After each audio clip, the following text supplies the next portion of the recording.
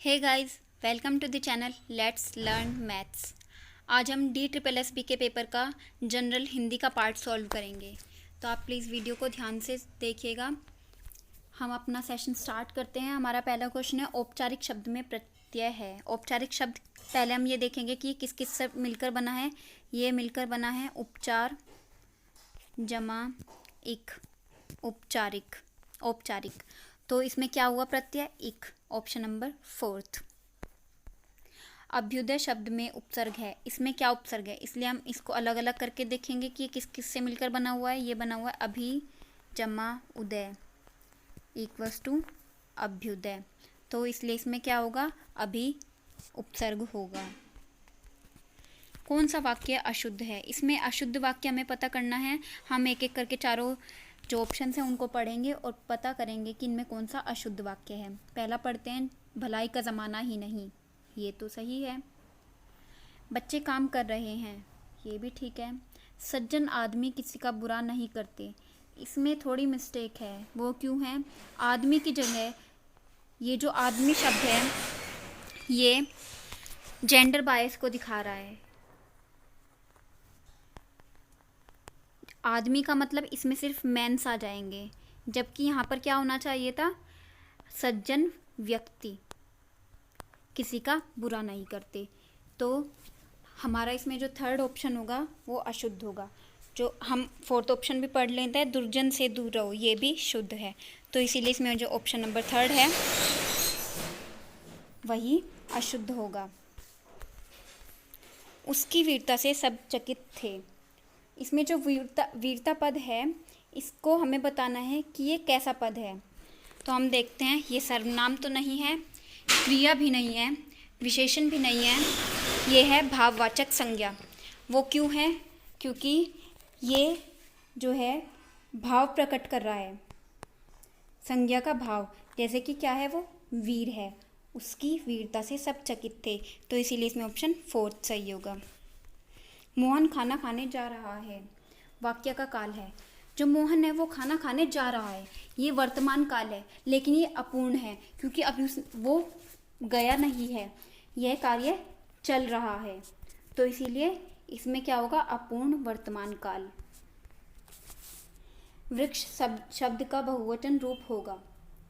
वृक्ष शब्द का जो बहुवचन होगा वो वृक्ष ही होगा।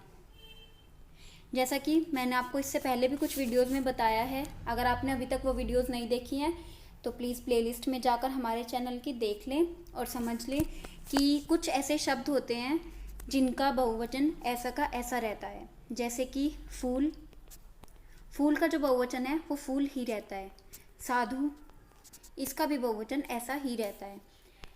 मैं आपको एक और बात बता दूं, अगर आप कुछ पेपर सॉल्व कर लेंगे पिछले वर्षों के, तो इससे आपको पैटर्न तो पता चलेगा ही, आपको ये भी पता चलेगा क्योंकि हर सब्जेक्ट, जैसे हिंदी है, इंग्लिश है, रीजनिंग है, साइंस है, या फिर कोई भी सब्जेक्ट है, हर सब्जेक्ट का जो दायरा है वो काफ़ी बड़ा है। तो हम सब कुछ नहीं पढ़ सकते। अगर हमें किसी पेपर को देना है, पर्टिकुलर पेपर को देना है, जैसे हमें DSSB का देना है या KVS का देना है, NVS का देना है, या फिर कोई अदर पेपर देना है, तो हमें उसके लिए पेपर का पैटर्न पता होना बहुत ज़रूरी है, ताकि हम उस पेपर में जो आते हैं क्वेश्चन, उसमें जो टॉपिक्स आते हैं उनको पढ़ें। क्योंकि अगर हम सब कुछ पढ़ने लगेंगे तो उससे क्या होगा कि हम अच्छे मार्क्स नहीं गेन कर पाएंगे और हम कंफ्यूज भी हो जाएंगे। हमें नॉलेज होना ज़रूरी है, ये बहुत अच्छी बात है, पर हमें किसी भी पेपर को देने के लिए समझदारी हमारी इसमें है कि हमें उसका पैटर्न पता होना बहुत ज़रूरी है। जैसे ये 6th क्वेश्चन है, ये जो बहुवचन आए हैं, ये अगर आप देखेंगे, जो मैंने वीडियोस बनाई हैं, आप प्लीज़ प्लेलिस्ट में जाकर देखिएगा कि हर पेपर में एक ऐसा ही बहुवचन आया हुआ है जिसका बहुवचन होने पर भी वो वैसा का वैसा रहता है। एक पेपर में फूल का आया है, एक में साधु का आया है, इसमें वृक्ष का आया है। तो अगर आप पिछले वर्षों की जो हमारी वीडियोस हैं उनको देखेंगे तो आपको इजीली पता चल जाएगा। लेकिन ऐसा नहीं है कि सिर्फ ऐसे ही क्वेश्चन आए जिनका बहुवचन सेम रहता है। आप हर तरह के पढ़े, लेकिन आपको ये पता चल जाएगा कि किस तरह के बहुवचन आपको पढ़ने हैं या एक वचन पढ़ने हैं। हम आगे चलते हैं। जिसने प्रतिष्ठा पा ली हो, वाक्यांश के लिए एक शब्द है। जिसने प्रतिष्ठा पा ली हो उसे एक शब्द में कैसे बोलेंगे? लब्ध प्रतिष्ठित, प्रतिष्ठ, ऑप्शन नंबर 3। निम्नलिखित में से तत्सम शब्द कौन सा है? इसमें से है किरण, ऑप्शन नंबर 4। जैसा कि आप देखेंगे तत्सम शब्द का जरूर एक क्वेश्चन आता है, तद्भव शब्द का भी एक जरूर आता है, एक समास के ऊपर जरूर आता है, उपसर्ग, एक प्रत्यय, और एक जो हमने 6th क्वेश्चन किया था ये बहुवचन। ऐसे कुछ क्वेश्चन ऐसे हैं जो हर साल देखने को मिलते ही हैं। इससे आपको बहुत इजी हो जाएगा पेपर देने में। हमारा अगला सवाल, मैंने उसे दोपहर को देखा था, इसमें कौन सा कारक है? इसमें है अधिकरण कारक। कौन सा शब्द अशुद्ध है? इसमें कौन सा शब्द अशुद्ध है? मेरे अकॉर्डिंग ये चारों ही जो शब्द हैं वो शुद्ध हैं, भावुक, विषयांतर, अनुभूति और कृपा। मेरे अकॉर्डिंग ये चारों ही शुद्ध हैं। अगर आपको इसमें लगे कि कोई शब्द अशुद्ध है तो प्लीज़ कमेंट बॉक्स में मुझसे शेयर ज़रूर करें।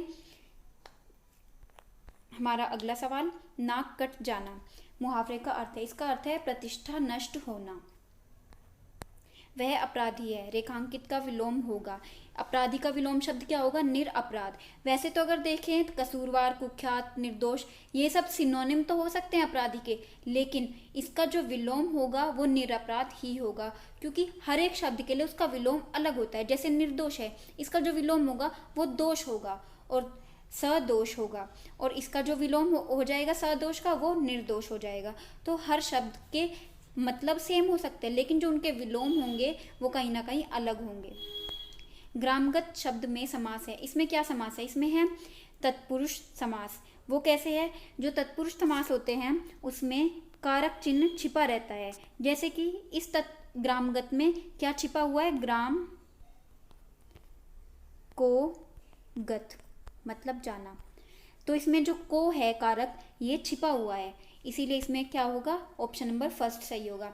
ये जो समास है इस पर भी बहुत से क्वेश्चन आए हुए हैं, और स्पेशली तत्पुरुष समास पर हर साल कोई ना कोई क्वेश्चन जरूर आया हुआ है। तो आप इसकी अच्छे से प्रैक्टिस करें, ज़्यादा से ज़्यादा क्वेश्चंस देखें जो इससे रिलेटेड हों। अब है वर्णमाला में ड से पहले कौन सा वर्ण आता है? इससे पहले आता है घ। कृतवाच्य वाला वाक्य छाटी। इसमें कृतवाच्य वाला वाक्य कौन सा है? आज हम यहीं रुकेंगे, ऑप्शन नंबर 3। वर्तस्य का शब्द का वर्ण विच्छेद होगा। अब हमें इसमें देखना है, पहले तो हमें इसका प्रोनाउंसिएशन जो है वो सही से आनी चाहिए। कुछ लोग क्या बोलेंगे? वतस्सर्य, लेकिन ये जो त और स है इसमें ये आधे आए हुए हैं, तो इसीलिए इसमें सबसे पहले व के बाद र की जो ध्वनि है वो आएगी। तो इसका वर्ण विच्छेद जब हम करेंगे तो व के बाद र आना चाहिए। हम पहले 4 ऑप्शन में ये देख लेंगे कि कौन सा ऐसा ऑप्शन है जिसमें व के बाद र आया हुआ है। ऐसा सिर्फ ऑप्शन नंबर 3 में है, तो इसीलिए इसमें ऑप्शन 3 बिल्कुल सही होगा। आपको एक और बात मैं बता दूं, अगर आप ऐसा करेंगे कि 4 ऑप्शन में से कोई 1, 2, 3 ऑप्शन एलिमिनेट कर लें, जैसे ये वाला क्वेश्चन है, इसमें 3 हमारे जो ऑप्शन है वो एलिमिनेट हो गए हैं, पहला भी, दूसरा भी और चौथा भी, क्योंकि व के बाद इसमें त है, इसमें भी त है और इसमें भी त है, जबकि इसमें है र। तो हमें इजीली इसमें पता चल गया कि ये तीनों तो हमारे एलिमिनेट हो चुके, तो बचा कौन सा है? 3rd वाला ऑप्शन, तो यही सही होगा। इससे क्या होगा? हमारा जो क्वेश्चन है वो इजी हो जाएगा और हमें इससे पता भी चल जाएगा कि हमारा जो क्वेश्चन है वो बिल्कुल सही, हमने आंसर दिया है उसका। अन्नभाव शब्द बना है, ये किससे बना है? अन्न प्लस अभवी से। धरती शब्द का पर्यायवाची नहीं है। इसमें भूमि, वसुंधरा और मेदिनी ये तीनों ही इसके पर्यायवाची हैं, जबकि उर्वर पर्यायवाची नहीं है, इसीलिए इसमें ऑप्शन 2 सही होगा। अधजल गगरी छलकत जाए का अर्थ होता है, इसका क्या अर्थ होता है? डींग हाँकना। जैसे हमारे पास चीज़ तो बहुत कम है लेकिन हम उसकी बहुत ज़्यादा तारीफ कर रहे हैं, तो इसलिए इसमें ऑप्शन 2 सही होगा। आज का हमारा आखिरी सवाल, तद्भव शब्द छाटी। इसमें तद्भव शब्द क्या है? दही, ऑप्शन नंबर 3। आज का हमारा सेशन यहीं पर समाप्त होता है। मेरी आपसे रिक्वेस्ट है कि आप पढ़ते रहें और प्रीवियस ईयर के जो हम वीडियोस बना रहे हैं, हम जो एक प्रयास कर रहे हैं आप सब लोगों तक क्वेश्चन पेपर पहुंचाने की, आप हमारे जो प्रयास है इसकी सराहना करें। Thank you.